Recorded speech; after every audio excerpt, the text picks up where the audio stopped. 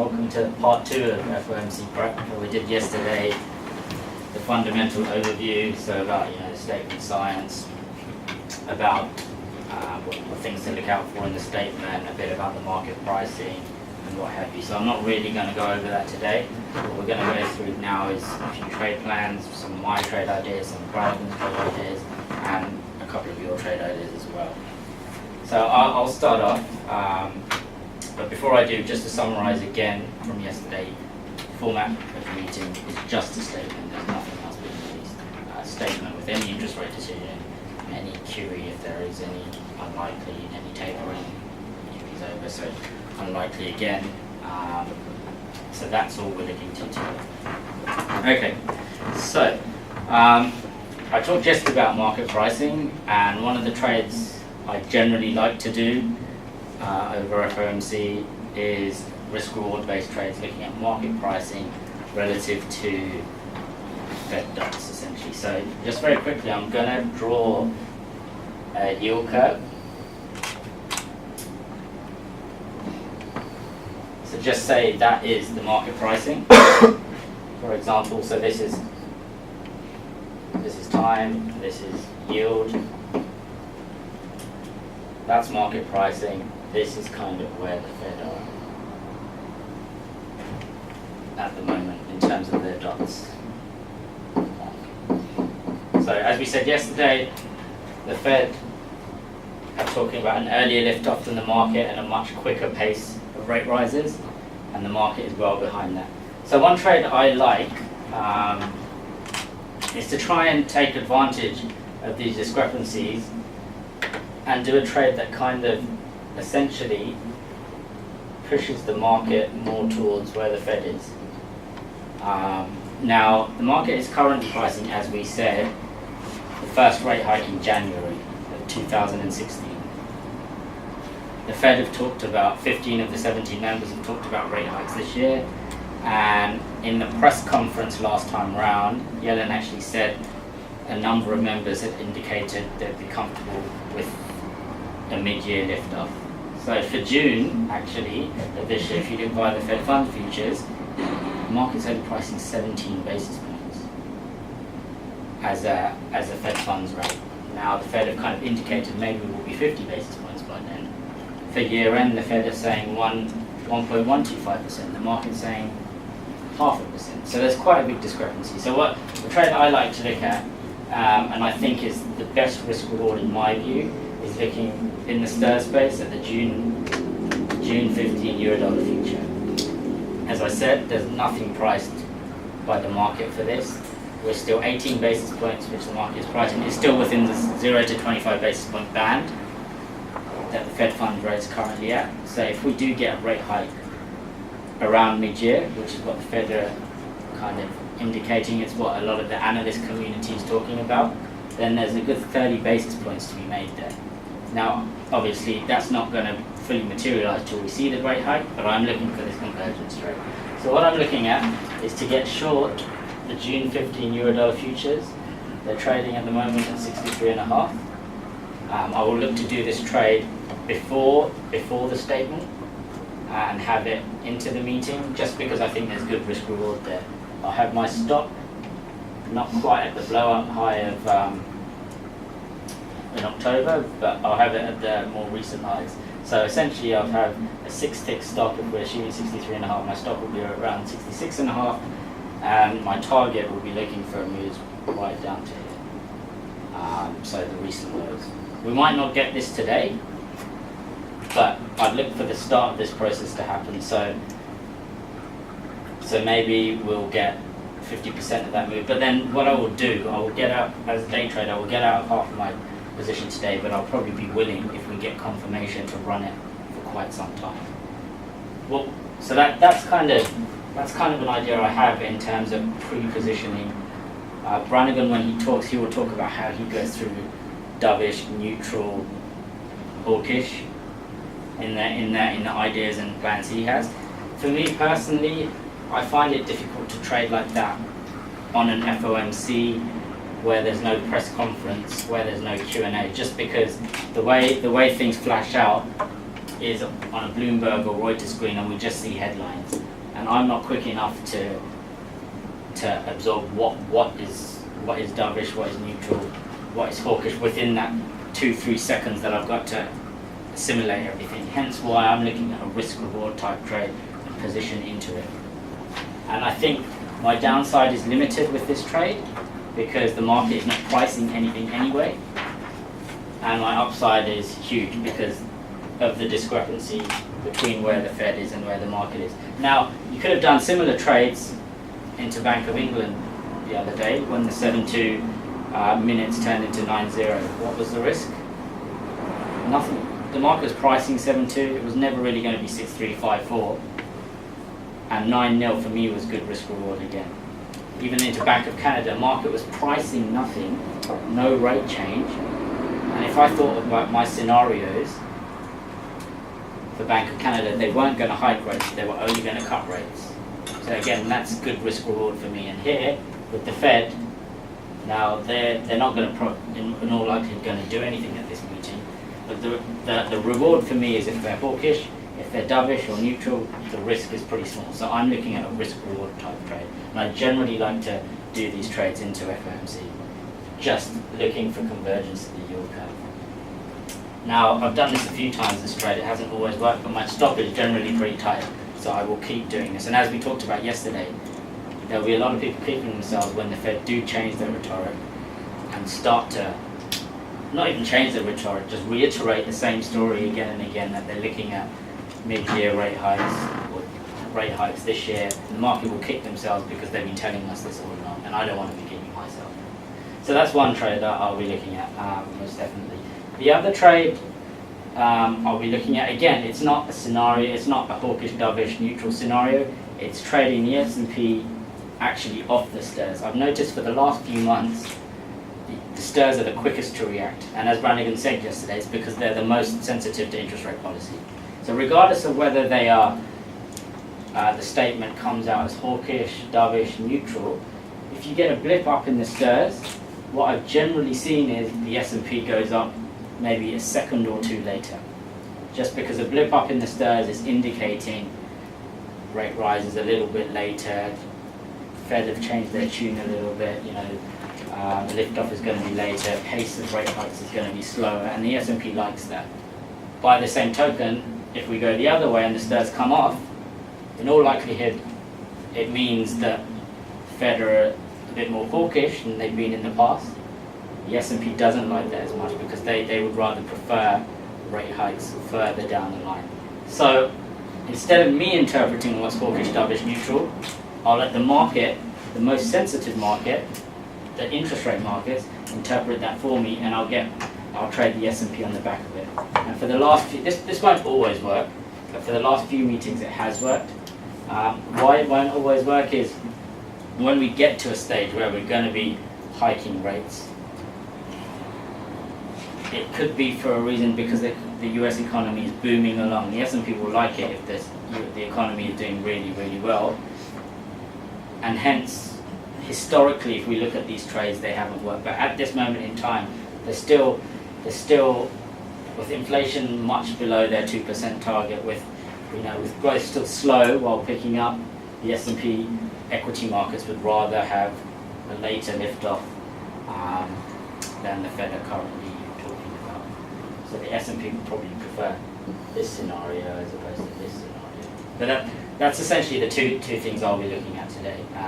Brannigan now will go through some of the things he's looking at, which will be very much along the line of looking at the statement, dovish, hawkish. Awesome. Okay. Very briefly, guys, the important thing I want to get across, just minimize that, okay, is yesterday we fundamentally looked at the Fed. Now, every one of you has to make a decision in your head as to how you think the Fed can go ahead. Okay. Now, what you're going to see is I've kind of lined up my plan, leaning more towards a somewhat of a dovish type play from the Fed. Okay, and that's not just because I have an opinion they're going to be dovish. It's because I've looked at the data, I've looked at what's come out, I've looked at how the rest of the world is performing, and I can only see that there's real trade opportunities from the dovish side for me. Okay, so very first, briefly, okay, I've written there the guidance that the Fed wants us to know right now. And at the moment they're saying they can be patient in the beginning to normalize stance of monetary policy, consistent with the previous assessment that could wait a considerable time. Okay, so effectively what the Fed is saying is simple. Okay, this patient is the Fed telling us that they can afford to keep telling us they'll be patient, and that means 2 meetings onwards. Okay, that's the first thing the Fed wants you to know. The minute they drop that patient, it means that they're going to likely normalize within the next 2 meetings. Okay? The second thing is they decided to keep that considerable time in for now. Okay? The reason, in my opinion, why they've done that is because back in March last year, okay, Yellen told them that considerable time was referenced to 6 months. So the market sort of put a time frame on considerable time. She then came out, backtracked, and it cost a lot of people money. Okay, so the reason I think the Fed is now keeping that considerable time in is more just to slowly remove it from the market. Okay? And as you'll see as we go down, I think when they drop that considerable time, I actually think it's a really good trade opportunity. Okay? Yellen did say in a Q&A last time that the dropping or the change to patient was not a change in their intentions. Okay, so I think a lot of people, when they drop considerable time today, are going to think it's hawkish, but in actual fact, if you've read through Yellen and you understand her interpretation, dropping considerable time is not hawkish. Okay, because they've told us it's not a change to their intention, which is they'll be patient and they'll remain patient so long as the data comes out better or worse. Okay, so then, here we can just scroll down a bit. Okay, so I've broken this down into the 4 elements of the statement. In other words, the statement size. Okay, employment, as you can see, we spoke yesterday. Employment's been very good over the last month. It's very unlikely that the Fed is going to come out and be dovish on employment because unemployment's down. We're creating 250,000 jobs plus a month. Okay, so it's very unlikely that they're going to change their stance on employment. All right, then inflation. Okay, as you can see there, I've said that it's very likely we could get either a dovish or a neutral type reference to inflation. Okay, so the first thing I'm looking for is this inflation transitory. Okay, the Fed has told us a number of times that they expect short-term inflation to be lower. They've told us that. Okay? They've also told us that it's transitory. In other words, that it's because of oil prices and that it's likely to turn around. Okay? They've also told us that measures of inflation compensation have declined somewhat further. So they've acknowledged now, already back in December, that inflation is moving away from their expectation. Okay? But the most important thing is they've kept their longer-term inflation expectations stable. Okay, that for me is the single most important line there because they've told us short-term inflation is lower. They've told us that they expect it to keep going lower. Okay, but what they've also told us is that the medium-term expectation is very stable. Okay, so that's going to be the important thing for me to look to trade from a dovish perspective. Okay, if they come out and they say that the medium-term or the longer-term inflation is no longer, or it's expected to remain within their, if they change that away from remain stable, okay, I'm going to perceive that as dovish. I'm going to perceive that this inflation in the near term is no longer a transitory, but it's actually a longer term impact on US inflation. Okay. Then very briefly, 2 other scenarios. The dollar. Okay, they have spoken about the dollar before.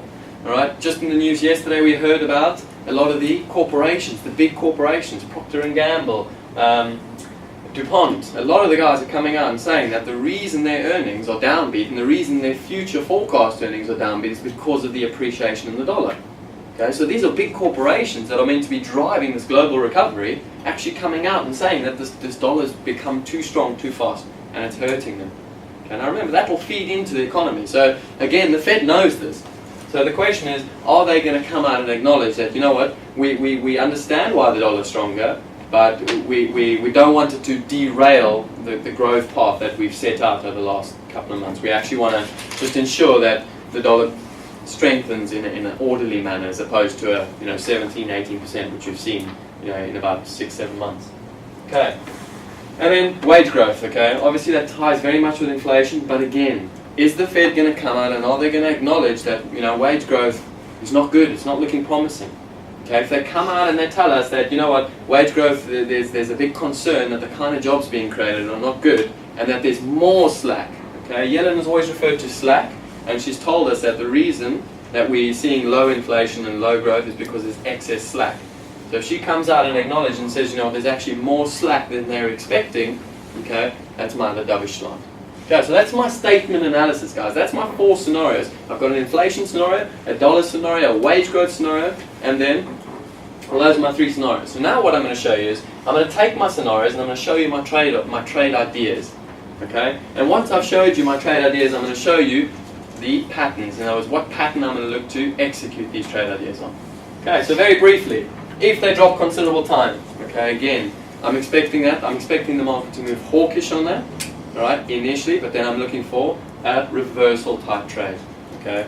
And just to let you know, when I show you the charts, I will be trading the dollar on this, and I'll show you the reasons why. Okay. The second one, okay, if they come out and they change that, they come out and they're a little bit more dovish on the near-term expectations, so Yellen acknowledges and says near-term inflation is going to continue going down, okay, I'm going to take that as, again, a little bit dovish, all right, and I'm actually looking for, I'll show you the pattern I'm looking for to trade that. And the third option I'm looking at is if they come out and they physically state the US dollar is just too strong at the moment, okay, again, I'm looking to trade that. And then, obviously, if they downgrade their medium-term outlook on inflation, so they actually come and say that it's no longer stable, I'm looking to trade that. Okay, just very important, if you note there, I've put them in order of probability that it's likely to happen. Okay, I think there's almost a 85% probability they'll drop considerable time. Okay, I think there's maybe a 60% probability they'll downgrade their near-term inflation. Okay, I think there's maybe a 20% chance they'll come out and say the dollar's too strong, and I think there's about a 5% chance they're going to downgrade the medium-term inflation output. Okay, and the reason I do that is simple, because in my head now I know that if this comes out, well, my expectation shouldn't be that high. I shouldn't be looking to hit a home run. Whereas if they come downgrade their medium-term outlook, okay, that's home run time. That's when I hit it out the park, because the market is not expecting that. It's a very small likelihood of that occurring. Okay. Now, just very briefly, spoken about clip management and management, okay? Once you have your trade idea, you need to go and allocate a clip to that, and you need to allocate your money management. How are you going to use your money? How are you going to take your stop? What percentage of your stop are you going to use on each one of these trade ideas? Okay, very briefly, if they drop considerable time, well, I'll happily use 30% of my money on the day. Okay, whereas if they're going to downgrade the medium-term forecast, well, I'm going to hit 100%. I'm going to risk my entire day on that trade idea. Okay, that's my money management. Again, by looking at that beforehand, okay, I'm going to give myself the best opportunity to execute the trade properly. Okay, and just very briefly, I should have actually started this, but don't forget, guys, we do all this hard work for the number one reason, which is not to be intelligent or be right. It's to make money. Okay, that's why we go through this. At the end of the day, if you walk away with £100, £1,000, £10,000, you've been successful at this event. Okay, so don't forget that. All right? And very briefly, I'm just going to go through and I'm going to show you why. I'm going to show you why I'm trading the dollar. Okay, very briefly, I would tend to either trade bonds or dollar over the FOMC. The reason I'm not trading the bonds, okay, as you can see, I'm leaning towards a slightly dovish long. So I'm expecting, if anything, slightly dovish outcome to that. For that reason, I don't particularly like the bonds where they are. We're already at such compressed low yields that I feel that even if they come out dovish, we probably could rally in the bonds. Okay, but again, am I going to get the clean, easy movement that I'm wanting? Okay, that's what you have to ask yourself. Where am I going to get the easy money? Okay, so very briefly, here's the dollar index. Now, traders love patterns. Okay, can any one of you identify when was the last time we had 2 consecutive down days in the dollar? Besides yesterday. Okay, you want to maybe shut off those lights? You can have a look. Okay, if you have a look at this, the last time we had 2 consecutive down days was back here in, I think it was back in October. Okay, so we've had almost 3-4 months of consecutive up days, day after day after day, and yesterday was the first time we actually had 2 consecutive down days in the dollar. Okay, so I've picked up on a pattern. I've picked up that there's actually a little bit of dollar profit taking going into this FOMC. Okay, and that's simply why I'm trading the dollar, because for me, if they come out dovish, well, I know that this market has got a lot of potential to move lower, okay, to continue seeing this idea of profit taking. Thanks, can you shut those lights on? Okay, so very briefly, now that I know I'm trading the dollar, which dollar product am I going to trade? Okay, if you go down further, you'll see, okay, if we were to compare the 3 markets, okay, right now the euro has been sold off very aggressively on ECB policy. Okay, we've seen the same thing in the yen. It's very aggressively sold on yen policy, or Japan policy. Okay, whereas the pound, okay, the pound's been sold off very aggressively over the last couple of months because they've been moving expectations of a rate hike further and further down the line. Okay, and as you can see, yesterday in the pound, yesterday in the pound, we actually not only just scaled back above these support levels, okay, not only do we post a trend-like day, all right, but we are now back above the ECB starting price. Okay, and if you compare that down, if you can go down a little bit lower, okay, you'll see very briefly, the very reason why I'm not trading the euro is because, okay, that's the yen, so very briefly, yen's very locked up. Again, you could get a very good opportunity there, yen, but it's very locked up at the moment. Okay, so I want the trade that's going to give me the most money. And then the last one, as you can see, that's the euro. Go back down. There's the euro for you. So you can see the euro hasn't even gotten 50% on the way back since the ECB day. Okay, so again, yes, of course the euro can go up. Of course the yen can rally. Everything can rally against the dollar. But I'm going to pick the product that technically is going to give me the easiest opportunity. It's going to be the most straightforward. And that's why I've gone for the pound. Okay, now very briefly, I'm just going to show you the 3 pattern plays. Okay, one, I'll draw on here. You just need to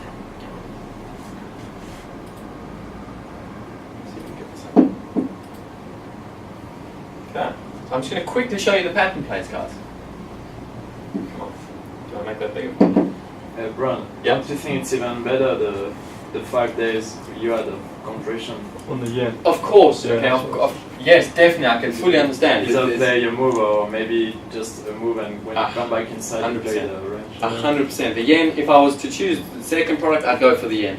Okay, but for me, technically, the pound's showing the trend-like move. It's showing that likelihood to continue the trend. Okay, so very briefly, you've got 3 pattern plays. One is the continuation pattern play. Okay, the price action I'm looking for is a 1-minute chart, and I'm looking for this on the most extreme of my trade. So if the Fed comes out, downgrades the medium-term forecast, I'm looking for a dollar play that's going to look a little bit something like this. Or let's just use the GBP USD. Okay, I would initially expect the market to blip up. I'm then looking for a pullback, i.e. a profit take from the algorithms. Okay, a continuation play, I'm looking for the retest of that previous high and a continuation move. Okay, when we break out of these kinds of areas, I don't particularly want the market to retest. Okay, I want to see aggression, I want to see the panic, I want to see the intent from the market to get that market as high as possible, as quick as possible. Okay, knowing that the market gaps in, almost runs away from it, okay, will lead me to trade this as a continuation pattern. Okay, where are the trades? Well, I'm looking for a pullback for one, and on the break, I'm looking to be aggressive. I'm happy to buy highs, looking for the break. Okay. So that's a continuation pattern which I'll use on my scenario 4 if they downgrade their medium-term forecast.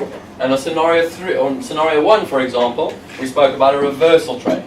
Okay, so if they drop the considerable time, initially the dollar will strengthen, so the GBP will go off it initially. It'll then pull back again. All right. But what I'm looking for is the moment that market gets back above that first pullback point, call it short-term resistance. The moment it can scale back above there, all right, I'm looking to buy on a pullback. Okay, I'm looking to buy a little bit passively, not too aggressively. Okay, but I'm using that first pullback point as a marker.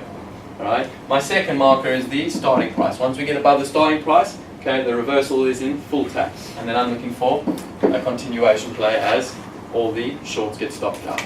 Okay, that's a reversal type play, which I'm going to do on the if they drop considerable time. And then the last one, okay, is what we call a P or a B distribution.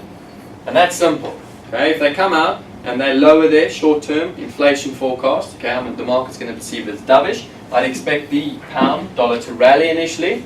I'll then expect it to consolidate and just accept value higher. So it could look like a trend, okay, but effectively just accept value higher. And those are my 3 pattern plays. And in each one of those, I know how I'm going to execute to the tick. I know where my risk management, I know where my stops are. Okay. Are there any questions, guys? Anyone want to ask me anything about my trade plan? Okay. Awesome. Great, that's really good. So, guys, I think what to take away from what I've gone through and what Brannigan's gone through is we're trading different products. We're trading in very different styles. Brannigan is very much looking at the statement and looking for key words and key statements, key phrases to be amended, omitted, changed, and maybe something new to be in there, whereas I'm not looking for that at all.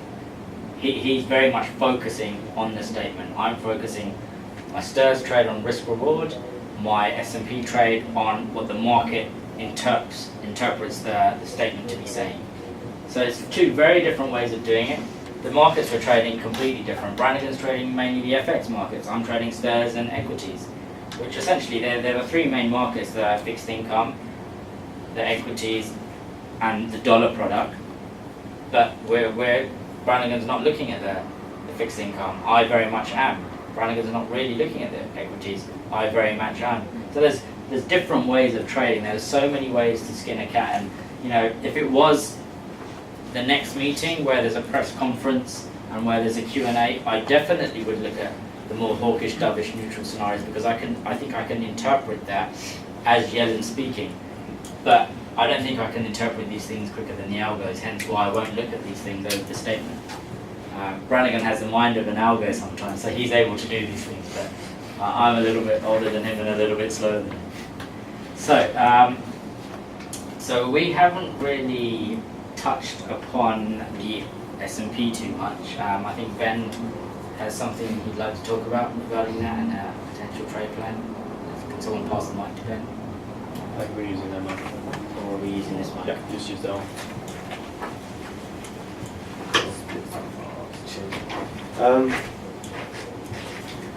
Right, yeah, as for regards to my trade plan, to trading spoon, kind of looking for a bit of an in-between between both of your guys' strategies, i.e.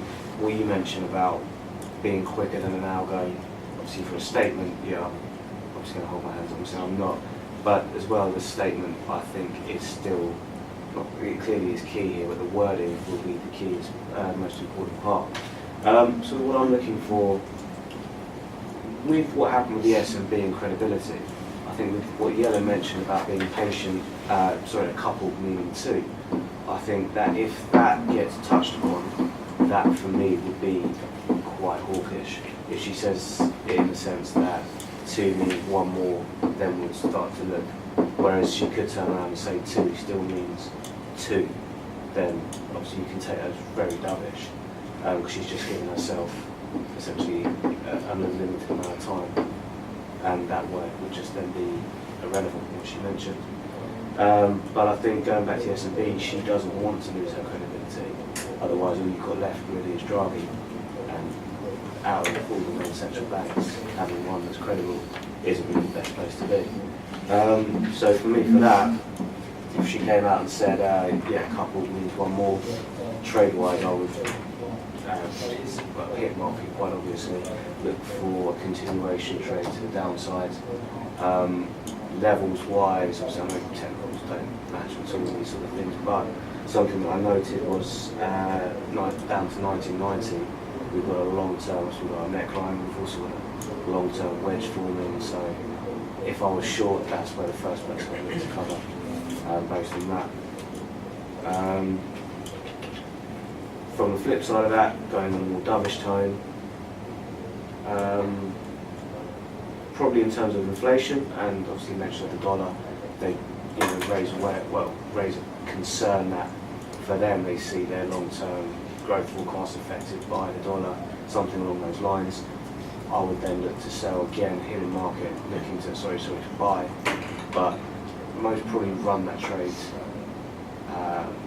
Roll my stocks very tightly on that trade, because that can easily be taken out quite quickly just by another comment or something that might have else been changed further along in the statement that I might have missed. So yeah, those are sort of what I'm looking for. Just remember, I know you said if Yellen gets asked about the patient, okay, remember Yellen's not getting Q&A today, so she's literally going to come out and she's going to say the Fed will remain patient in normalising rates.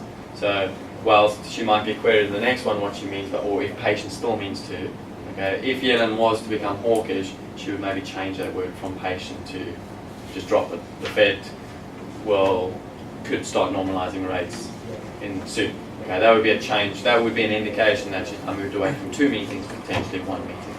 Okay, so just remember that. That's really good as a plan. That's the sort of thing, Ben's got levels in his mind. He's got an idea of when he wants to buy the market, when he wants to sell the market, and what type of scenarios. And that's what every one of you needs to do.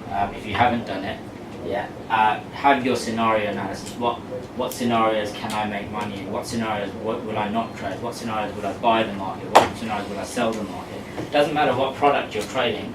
You just need to have a plan and be prepared, because you won't be able to just rock up 5 minutes beforehand and wait and see and trade and make money. You might get lucky, but in your careers you won't get lucky enough for this to be a sustainable career.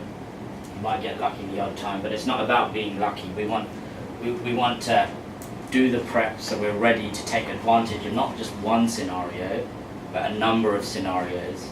And it's only by doing the preparation, it's only by knowing the statement signs in this case, the market pricing in this case, will we be able to take advantage of things like that. So on the bond side, Orhan has some ideas, I believe. Is it on? Hello? Yep. So, what do I expect? I mean, pricing-wise, Imran already spoke about it, and when it comes to the T-note, we are at higher levels than the previous meeting, and that could be possibly because of ECB, obviously, Bunds has continued higher and dragged the T-notes with it. So it looks like I read the ITC report, and it says like I know that Imran is going to take the same trade where you have higher risk reward selling the short end, and if they maintain the everything, you have this the same thing that we had in December, same rhetoric. We could see unwinding of those positions. That could be a possible trade if it comes out as expected. Sorry, just to be clear, is it unwinding of the trades in the short end? The trades you're taking. Yeah, absolutely, positioning. And that could be a possible good trade.